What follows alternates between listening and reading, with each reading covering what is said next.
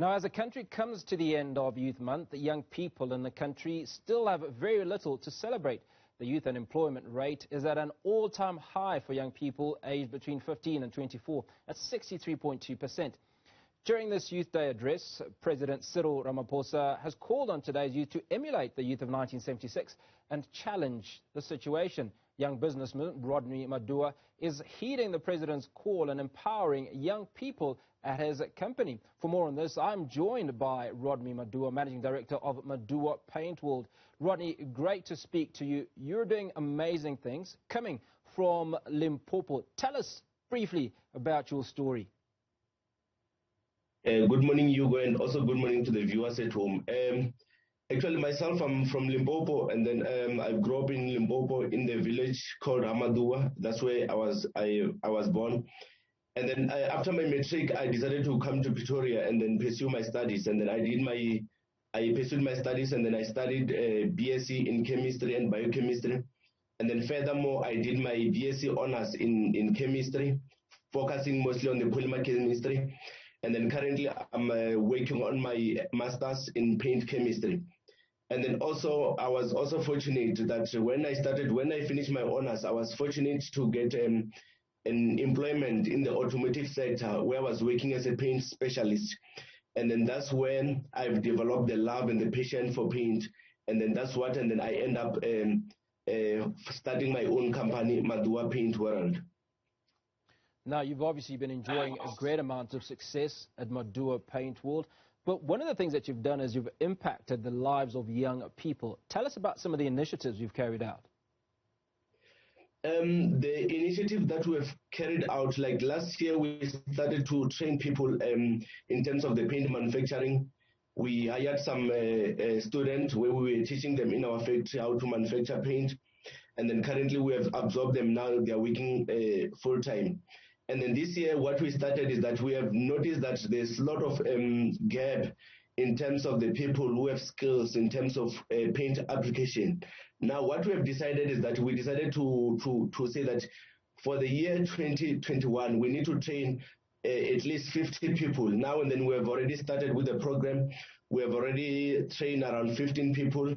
And then currently we have 35 youth that will be starting to train until the end of the year. And then those are the initiatives that we are doing so that we can be able to assist the youth.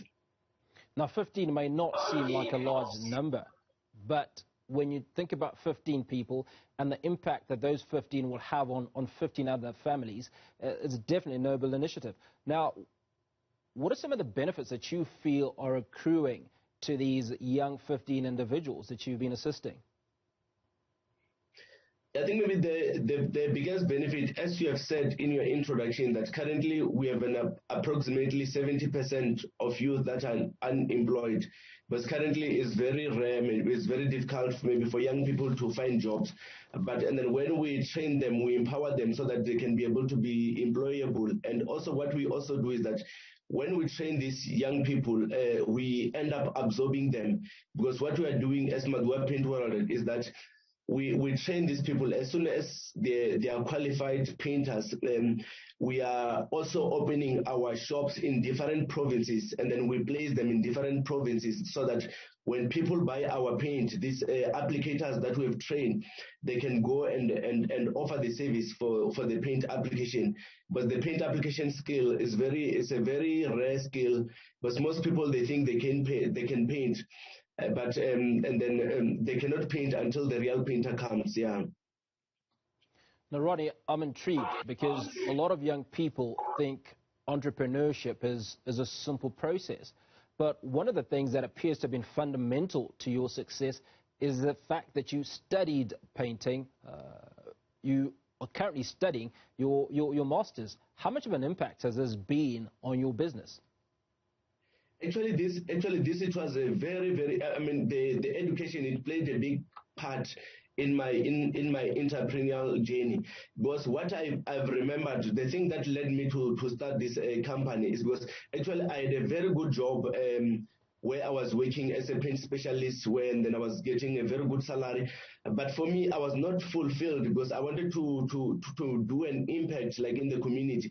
That's why then I studied my chemistry, and then I know that chemistry, everything that we see around, it involves chemistry. That's why I decided that I need to do something with my chemistry, because if maybe you can check, we have lawyers, we have doctors, we have accountants, all these professionals, when they've gathered experience and then they go and open their practices and they hire more people.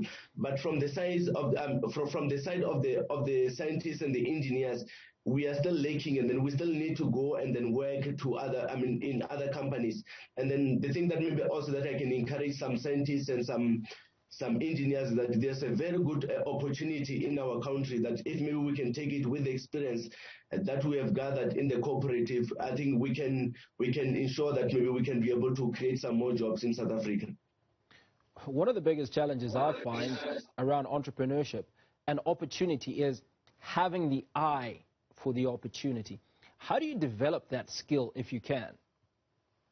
Actually, that's a very, very good question. The most important thing as an entrepreneur is that it's not just about starting a business, but what we need to do is that we need to identify in the communities that we are living at, that what are the problems that the communities are facing. And then from there, we need to identify and say that how can we bridge this gap in the community that the people they are facing. Because when you start a business, you need to find a problem in the community, and then from there, and then you provide the solution. And also the most important thing again is that you have to identify that in this problem that I'm going to solve in the community is the money, because the most important thing in business is that we need to make money, we need to make profit so that the business can grow, and also so that we can continue to employ more people. Rodney Maduwa, thank you so much for your time. Great speaking to you. Young entrepreneur Rodney Maduwa, painting a beautiful picture in the world of entrepreneurship.